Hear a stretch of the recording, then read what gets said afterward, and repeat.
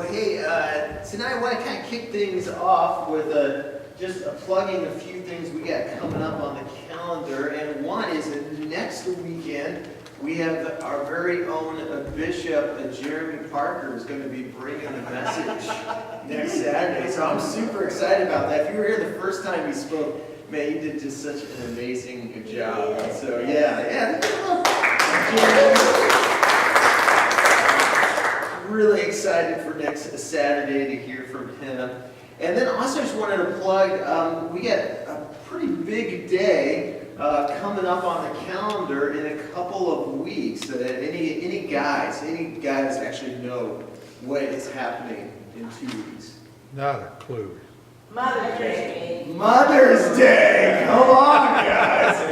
This is your friendly reminder to do your moms a great favor for Mother's Day and bring them to church. As we got a whole bunch of giveaways and just fun things for our moms as we're going to celebrate our moms, past, present, and future. And so it's going to be just a really great time together. And so I encourage you to be a part of that. But also, part of the reason I also share that too is it kind of leads into what I want to talk about tonight and actually the next couple of weeks.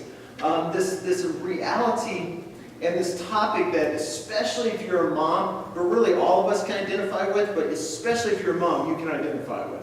And that's the reality of being overwhelmed. Any moms, grandmoms, anybody relate to being overwhelmed in life? You don't have to be a mom to be. Exactly. And you don't have to be a mom to be overwhelmed in life. We all deal with it. We all face these seasons where we're overwhelmed.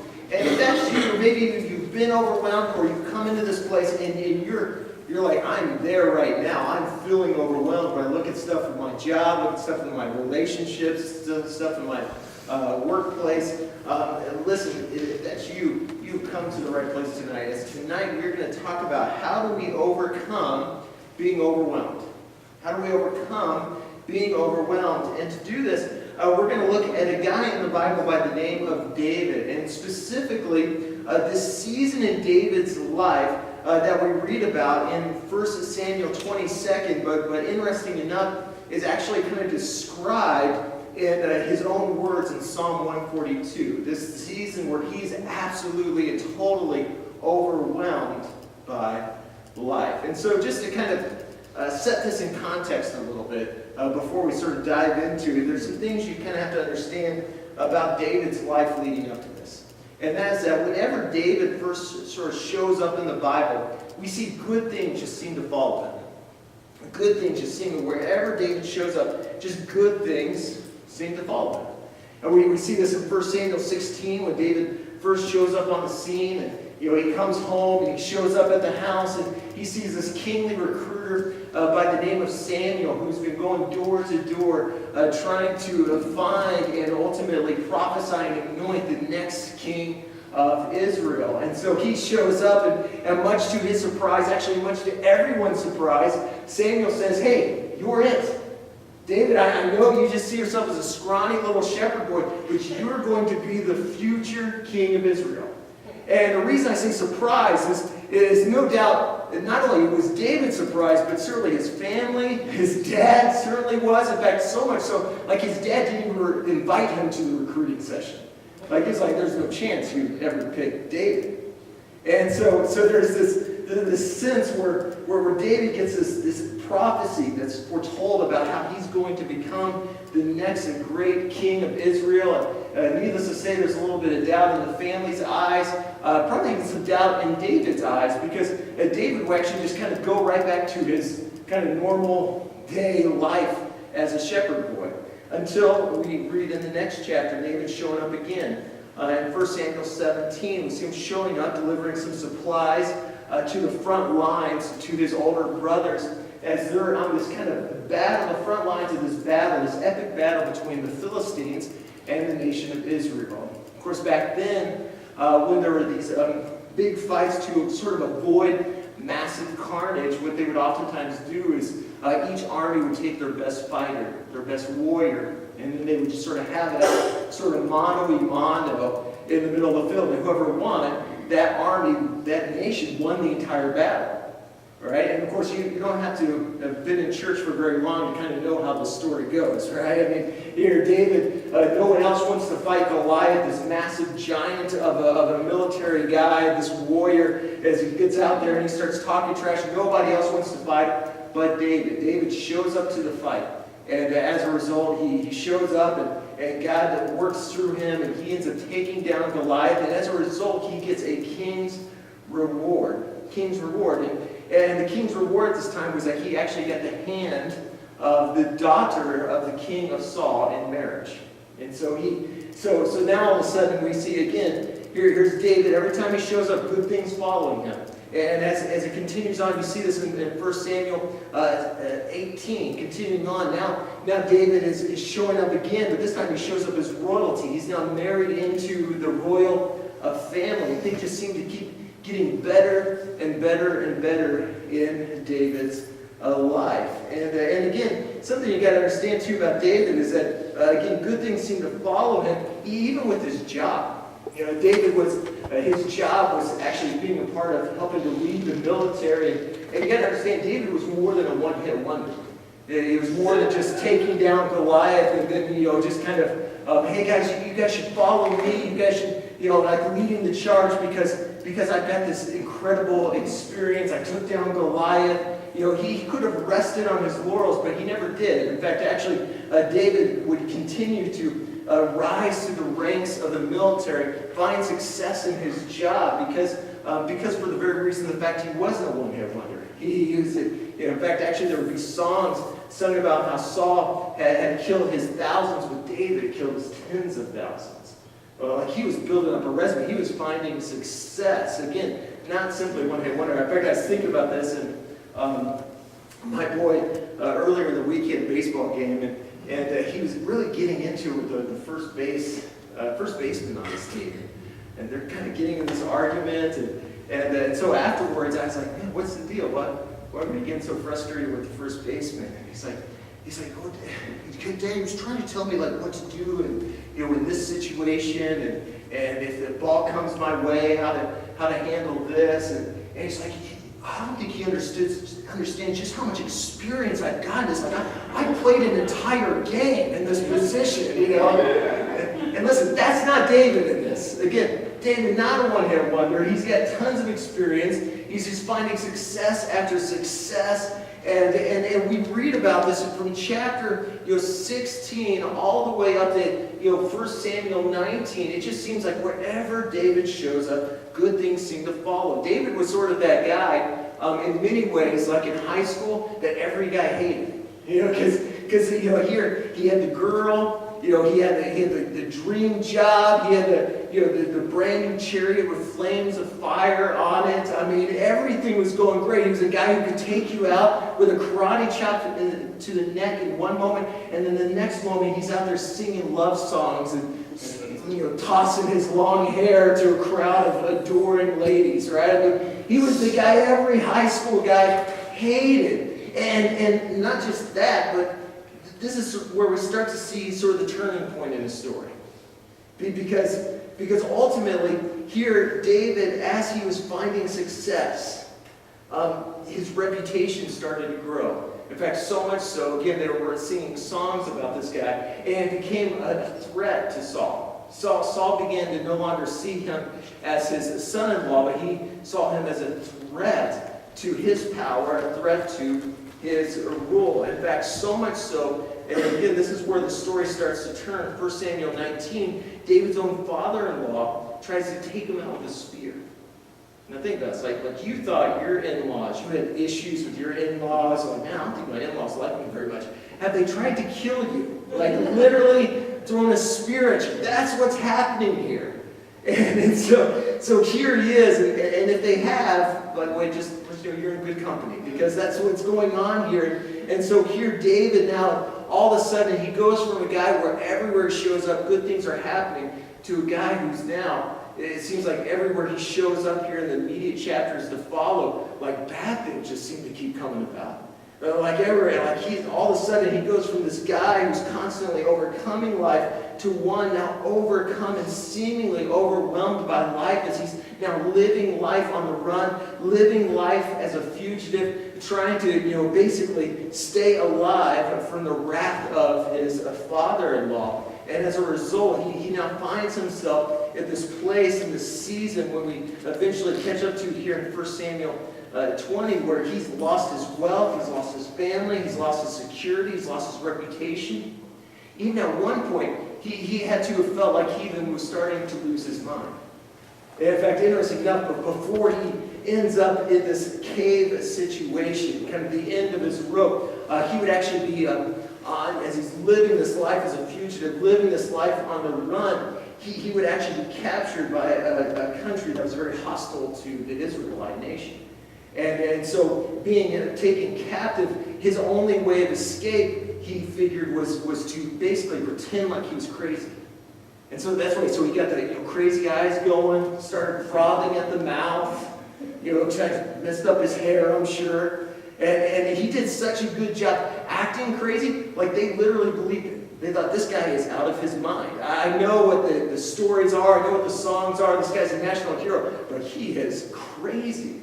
And how many know, if you can pull that act off, like pull it off enough that they can release you for that and just say, hey, let this guy go, he's out of his mind. Like there's probably a little bit of truth behind this. You can't just act it out that well. Like there's no doubt he's going through all this. Again, he's lost everything, even to the point where no doubt he's probably even starting to question if he's not even maybe just losing some of his mind as well. And so here he is. We catch up to him here in 1 Samuel chapter 22, verse 1. It says, David left Gath and escaped to the cave of Adullam. And it's here in this cave. This would be the place where here he is. He's overwhelmed by grief, overwhelmed by loss, overwhelmed by doubt, overwhelmed by fear, overwhelmed by life. That in this cave, we're going to discover, I think, 4 lessons that I think can help us to sort of overcome life when we feel overwhelmed by it. 4 lessons that kind of help us overcome feeling overwhelmed. Now we're going to see displayed in David's lives, and specifically David's words in Psalm 142. And the first thing is this, is that we discover the first lesson, if you hope to get out of the cave, hope to overcome being overwhelmed, is that even strong people get overwhelmed.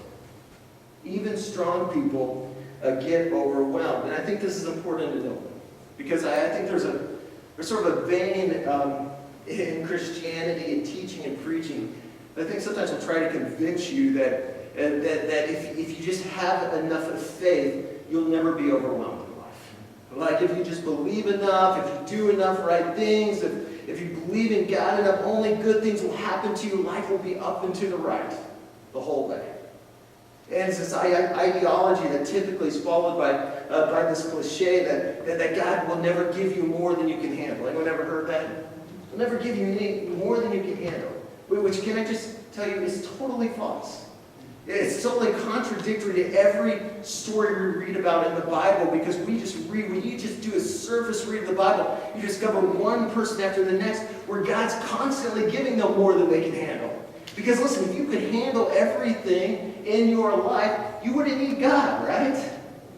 So we see this, and again, I share this with you because the truth is, I don't care who you are, there's going to come times in your life, no matter how spiritually mature, no matter how long you've been a believer, no matter how long you've been in church, there's going to come times and seasons in your life where you're going to get overwhelmed. Where you're going to be faced with something that's more than you can handle simply on your own. And listen, if you doubt that, all you got to do is look at David. David's a great picture of this. That this once mighty warrior who's now hiding, he's scared, he's overwhelmed, he's freaking out. And in fact, check out how he describes it. Here he's describing this experience. These are words written from this cave in Psalm 142. Verses 4 through 6 says, look and see, there's no one at my right hand. No one is concerned for me. I have no refuge. No one cares for my life. Sounds like a country song, right? I've lost it all. The dog's gone too, right? He goes, I cry to you, Lord. I say, you are my refuge, my portion in the land of the living. Listen to my cry, for I'm in desperate need. Rescue me from those who pursue me, for they are too strong for me. They're too strong for me. What? Like, really? You're David. You're David. You're the guy we just heard about who took down a giant, who killed a lion and a bear with his bare hands. A guy who had just taken down a mighty warrior or a couple mighty warriors. He'd literally taken out entire armies. And yet here's David isolated and alone, where even the small things seem huge. Even the small things seem huge. Which, by the way, isn't that how we feel oftentimes when we're overwhelmed?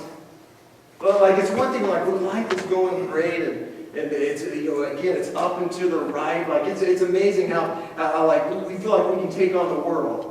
But like, oh, bring on the giants. When life is going well, things are going good at the job, things are going good in your family, you're nailing it as a dad or nailing it as a mom. You're like, man, I'm feeling good. Bring on Goliath, bring on the giant. Come at me, bro. I'm ready for this. But the moment life happens, the moment you get overwhelmed, isn't it amazing how the smallest thing can seem so huge? Right? Like you ever notice that? Like you go crazy because your kid asks for like a bag of chips. Like, Mom, can I have a bag of chips? No! Stop asking me for a bag of chips! Like, what do I look like, a vending machine? Or your husband leaves underwear on the bathroom floor again and you just go nuclear, right? And yet this is exactly where David's at, because that's what happens when you get overwhelmed. It's amazing how even small things can seem so incredibly huge and overwhelming. And again, I share all this just to simply say this, is if you're in the cave today, I want you to know you're in good company. You're in good company. That even the strongest among us have times when they feel overwhelmed by life. Which brings us to the second point. The second thing we get from David in this cave, and if we hope to overcome being overwhelmed, and that's that we got to understand that even when I'm overwhelmed, God is still over all. Even when I'm overwhelmed, God is still over all. When we're overwhelmed, small things can seem big, but also isn't it true that what's big can seem incredibly small? I mean, think about it, right? I remember a couple weeks ago, I was heading home through Toledo when I encountered one of the greatest nemesis of all Toledoans. This horrific creature known as a goose. Right? These geese, or as I like to call them, sort of the carp of the roads. The carp of the roads. Because I know maybe you've always thought of geese, they're majestic, they're so beautiful, they're awesome. I mean, how sweet they are. No, I'm telling you, they're nasty. They're mean. They poop everywhere. They think they own the world. Yeah, I'll get a few amens out of this. Yeah, they think they got it all figured out, right? It's like somebody told them that like we built these towns and all these roads just for them. I mean, let's be honest. I was sitting there thinking, like when I walk in the middle of the road, like, and there's traffic, like I'm going to get run over. Like it's almost guaranteed, like you're going to be listening to a whole new pastor next week, right? But if the geese, isn't it amazing how geese can walk in the middle of the road and like everything stops? Everything stops. For a half an hour, this thing will just be sauntering around the road, doing its thing, right? And it's like they own the place. And it's almost like they're like taunting you on top of it. Like I remember I'm like stuck in the car. It's like this goose just looking at me like, hey, what are you gonna do about it? I'm a goose. Right? Like I own this place. This is my town, right? In fact, actually, when I was working on this, I was reminded of a story of a friend of mine in Wisconsin who, I remember telling me about this time when he went out to kind of help, he went out to feed some ducks with his kids. And of course, ducks are cute. Ducks are sweet. They're nice. I get that, going and feeding the ducks, and they're all cute. But then these geese started to show up. And they're like the bullies of the bunch. And so he's passing out these little bread pieces. And eventually he ran out. And of course the ducks are good. The ducks are pretty polite. But not the goose. Like I don't know if you realize this, but like a goose can like bow up. And that's exactly what this goose does. Like this goose just starts to bow up, and here he is. He's like, hey, look, I'm out of bread. I don't have any more. Apparently, that wasn't a good enough answer for this goose. This goose starts flapping its wings and honking, and then starts charging after him. And so and a quick little detail, too, I think it's important to know about this guy. This guy, he was about 6'2", and probably about 215 pounds. And yet, as this goose starts charging at him, asking for bread, wanting more, something he didn't even have, he said for the like about 5-10 seconds, he just started running for his life. It was like a panic, and then it like dawned on him, like this moment after he kind of got a little ways, like, wait a second, I'm 6'2", 215 pounds, and that bird is 2 feet tall. And so he turns around and he just starts threatening the bird. He's like, listen, you come any closer, I'm going to drop kick you. And I don't know what, like, if that bird like understood English or what, but like all of a sudden it stopped and just kind of turned around and went on its way. Like the message got through, right? And like, I share that with you because when it comes to us overcoming what overwhelms us, you got to understand that perception's everything. Perception's everything. And listen, let me be clear on this. This is not about minimizing your problems, minimizing your struggle, minimizing what you're up against. In fact, this is actually the difference between blind faith and biblical faith. Because listen, blind faith is where you just close your eyes to the realities and the struggles and the challenges you're going through. Where you just pretend that everything is rosy and sunshiny and everything's perfect and great. That's blind faith. But biblical faith doesn't minimize the struggle. Nor does it ignore the challenges. Listen, David was incredibly raw and incredibly honest about his struggles and feeling overwhelmed and what he was up against. In fact, there was another psalm that he wrote from the same season in the cave in Psalm 57, verse 4, where he speaks to this. He speaks to what he's up against, the realities of what he's facing. He says, I'm in the midst of lions. I'm forced to dwell among ravenous beasts, men whose teeth are spears and arrows, whose tongues are sharp swords. Again, David didn't minimize his problems, nor did he shut his eyes to the problems, but rather he shifted his focus to God. He shifted his focus onto God. In fact, there's another song that David would